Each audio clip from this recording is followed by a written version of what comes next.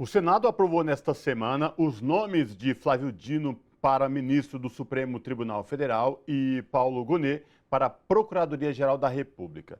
A aprovação em plenário era considerada certa. Ponto alto da sessão da sabatina na Comissão de Constituição e Justiça do Senado foi o embate de Dino com Flávio Bolsonaro sobre controle de mídias sociais. Sobre essa questão em bastidores de Brasília esta semana, nós conversamos agora com a Eleonora de Lucena, que é jornalista e editora do site Tutameia. Eleonora de Lucena, tudo bem? Prazer te receber aqui no Revista Brasil TVT. Seja bem-vinda. Muito obrigada pelo convite, é um prazer estar com vocês hoje. Eleonora, a semana estava agitada, tinha uma agenda que gerava muita expectativa lá em Brasília, a começar pela sabatina de Dino e Gonet na CCJ do Senado e depois a aprovação desses nomes ao Supremo Tribunal Federal e à Procuradoria-Geral da República. Queria te ouvir sobre os bastidores do que foi essa sabatina e a aprovação desses dois nomes indicados pelo presidente Lula, Eleonora. Bom, foi uma vitória do presidente Lula, claro, indicação de dois nomes que o governo considerou importantes, né? São duas funções muito importantes para a República. O Procurador-Geral da República, ele tem um perfil mais conservador, né? Isso já foi muito falado, uma pessoa que tem no conservadorismo a sua base que o governo considera que considerou que tenha sido o nome melhor, até para acenar para essa população mais conservadora, a ala, digamos, mais ligada que dá importância a questões religiosas. Ele tem uma posição muito complicada sobre a ditadura militar, muito ruim, né, a posição do Paulo Gonet sobre a ditadura militar, mas foi a escolha de Lula, foi aprovado. Flávio Dino foi aprovado também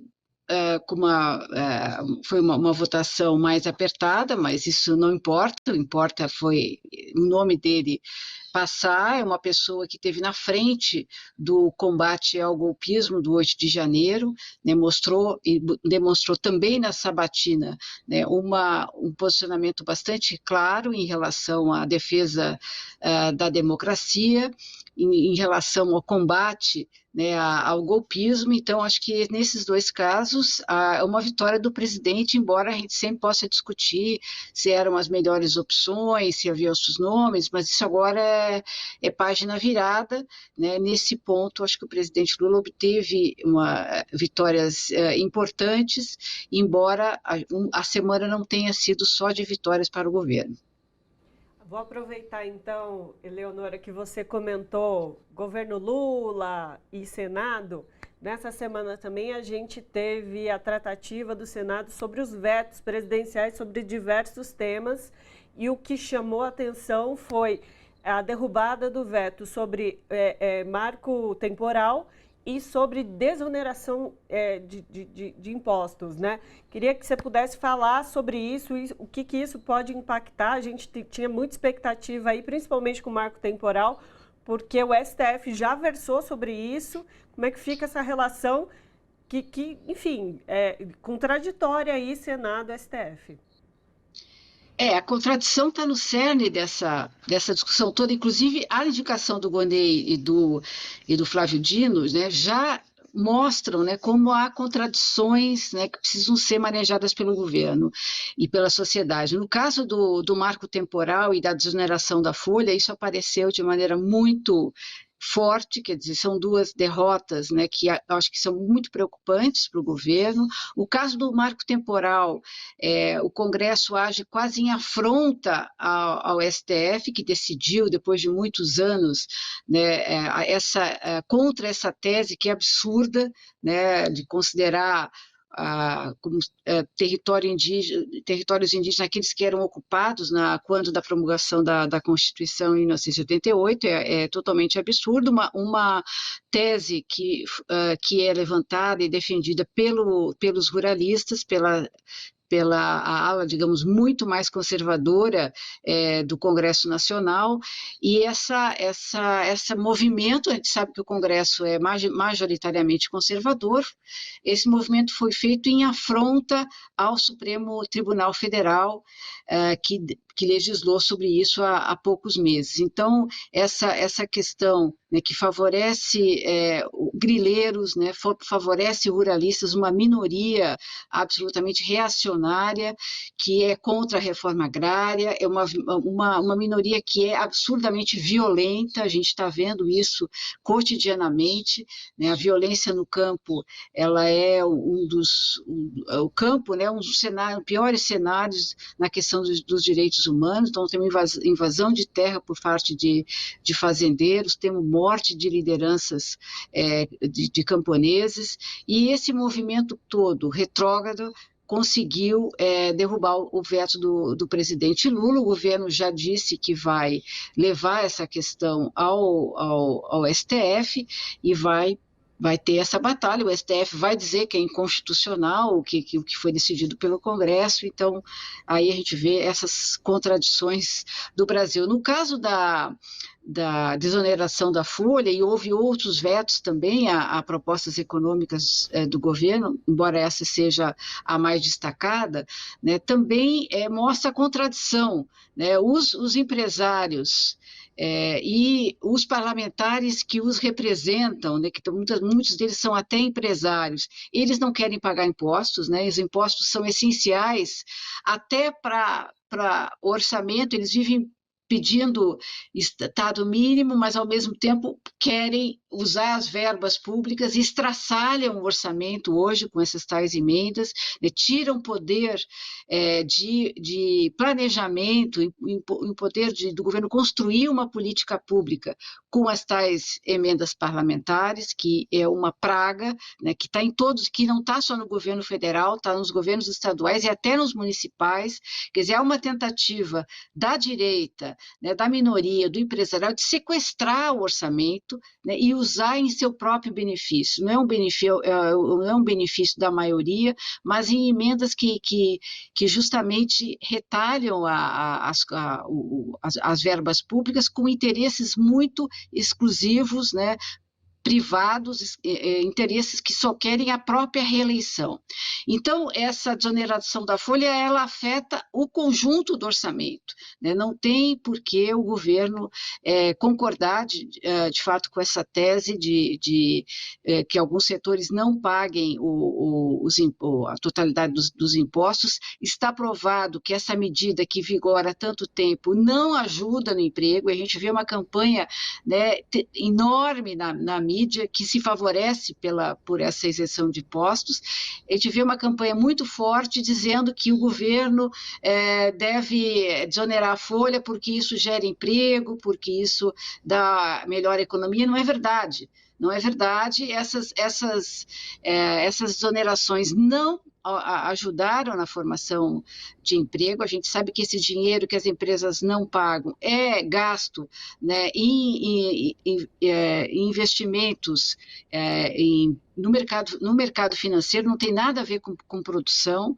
Então, também é uma forma, né, do setor privado se abocanhar do orçamento, assim como os parlamentares se abocanham do orçamento, né, o setor privado também não quer participar, né, da construção do orçamento público. Então, são duas derrotas importantes do governo, são duas derrotas que indicam o reacionarismo, né, do Congresso e que apontam para uma fragilidade do governo que, apesar de todas as negociações que estão sendo feitas, sessões, né, de várias, enfim, cargos e tudo mais aí que o governo tem feito para, digamos, atrair essa base conservadora, a gente está vendo que eles fazem o que querem, né, de acordo com seus interesses privados, de acordo com aquilo que é mais reacionário. Então, é muito ruim porque o governo fica, digamos, pressionado pelo Congresso,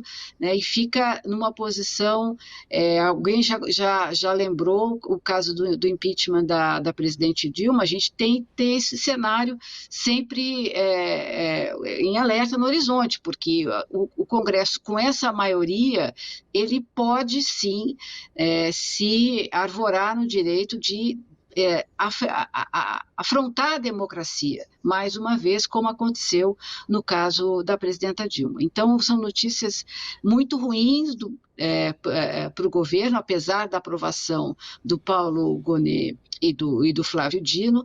Essas outras apontam para uma fragilidade no Congresso, né, que é ruim para o país, não é só para o governo. A gente não está falando só das derrotas do governo, é ruim para o país, porque eles acabam desidratando o orçamento, impedindo o governo de exercer o plano que foi eleito nas urnas, né? As urnas elegeram um programa, né? Exigiram uma ideia de país que está sendo sabotada, né, pelo Congresso.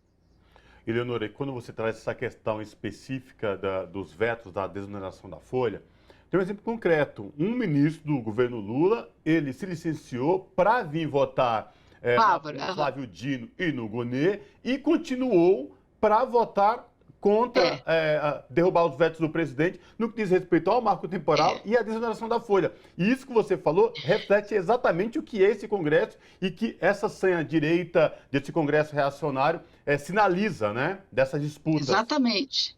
Exatamente, o caso do ministro da Agricultura, né? É um absurdo, quer dizer, mostra, quer dizer, como o governo tem que lidar com essas contradições, né? Porque o governo foi eleito numa frente política, mas essa frente comporta, né, tantos atores diferentes e a extrema-direita se coloca numa ofensiva, né, que tenta todo o tempo minar o governo, privatizar o orçamento, né, destruir conquistas sociais. A gente está vendo isso todo dia, quer dizer, toda a ação da direita é no sentido contrário à melhoria de distribuição de renda, crescimento dos projetos sociais, uma construção de país diferente do que a gente teve aí nos últimos 4 anos. Então, é um problema, sim, o governo tem que lidar com essas contradições, mas ele está, aos trancos e barrancos, está conseguindo, mas eu acho que essas votações dessa semana acendem de novo uma luz amarela sobre as contradições e a fragilidade do governo de enfrentar essa direita que está muito assanhada. E falando nesse assanhamento da direita, a gente pôde perceber um pouco disso na própria sabatina de Dino e Gonet, né? Eles tentaram por diversas vezes desestabilizar, tornar factoides, fazer aquele show de mídias sociais que eles costumam fazer, né, Leonora? Mas assim, qual que é a sua avaliação? Pelo menos pelo que eu percebi, Dino e Gonet saíram bem de todas as sanhas direitistas aí de tornar aquilo um palco de horrores, né? Se a gente acompanha a sessão, quer dizer, repete aquele show de horrores mesmo, né? Acho que eles superaram isso.